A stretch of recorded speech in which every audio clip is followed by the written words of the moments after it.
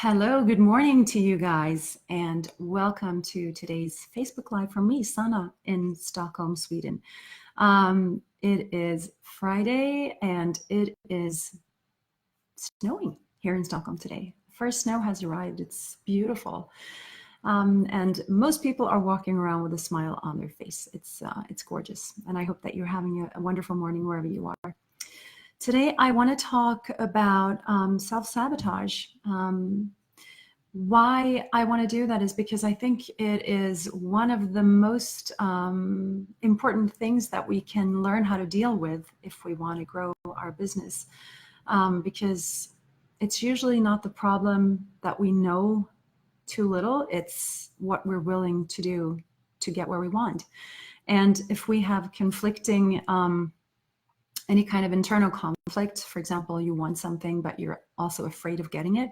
If those fears are getting too big and actually bigger than your desire to get there, then chances are you're going to start sabotaging in different ways, either procrastinating or telling yourself all sorts of mean messages and so on. So it's really important to be able to identify what kind of self-sabotaging patterns you might have and then learn how to deal with them. So there's a lot to be said about this, and I know I've mentioned a few things before, and I also write about them in my vlogs sometimes, but what I wanted to do today is talk about which areas we can self-sabotage in, or rather how self-sabotage can show up and how it's all linked together. And one thing we can do to start shifting our mindset, and that can have a huge impact. So what I wanted to mention is just how self-sabotage can appear as behaviors. For example, we're not doing things that we know we should be doing, like selling or marketing or whatever it may be, paying bills on time. It can be a bunch of things. Or we simply, we stay away from the things that we should be doing, or we do things that we know aren't really good for our business or ourselves. That's kind of a behavioral type of self-sabotage. We also have our beliefs. Like, what do we believe about the world? Are you allowed to make money? Can you be a person who has a helping profession and still charge for that? Are you allowed, or is it morally wrong? That can be a belief, for example. It can also be about mindset, like being prepared to do the work, thinking that, the effort is worth it and that it's going to generate the results or not. And our emotions as well can really play a huge role and can be sort of pushing us in the wrong direction or sabotaging for ourselves. So if we feel a lot of anxiety and we don't deal with it, or if we have a lot of fears that I've talked about in previous videos as well, if those fears take up too much space, then that's really going to affect the way we act. And that's the whole point, right? We can have our thoughts that, if we have negative thoughts, that will create negative emotions, and negative emotions will most likely put us in a lower state of energy, lower level of motivation, and we will take smaller action or no action at all. So the whole point I want to make here is that all of these things, your emotions, your beliefs, your mindset, and your actions, they go together, they affect each other. And what's important to know is you don't have to work on everything at once. Sometimes it's actually enough to just change one thing and to work on one thing, and that will have a massive effect on the other areas as well where you're having troubles. And one thing that I find really, really interesting is, I hear people say, I'm not good at this, or I'm so bad at that, or I don't have what it takes in this area. This can be about sales, technology, not knowing. I never know what I want. I'm kind of person who never knows what I want, or this is so difficult. This thing for me is so difficult. It's difficult for me to do this. And you might be right. You might be right in about all of those things, or whatever things might be applicable for you.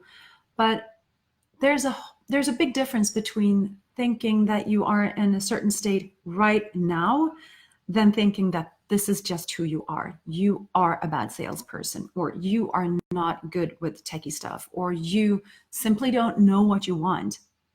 If you add to that statement right now, it makes a big difference, don't you think? For me, it's the difference between having a view that anything is possible and having a view that you have to deal with the cards that you're dealt with and you can't do anything to expand beyond that. And it's sort of a view on, I would say, humanity and us as individuals.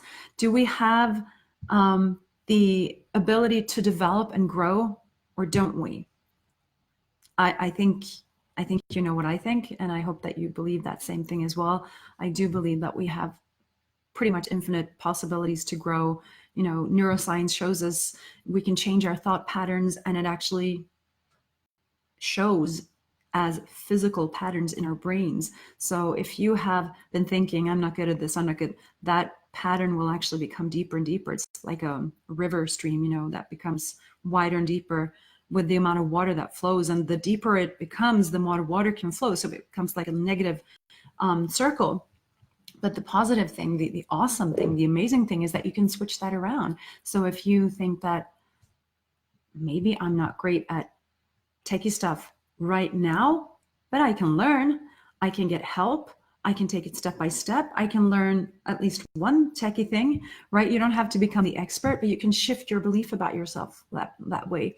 And by changing those thoughts, any thoughts, you will start creating physical new patterns in your brain. To me, that's just like, it blows my mind. I think it's amazing because it shows us that we can really change.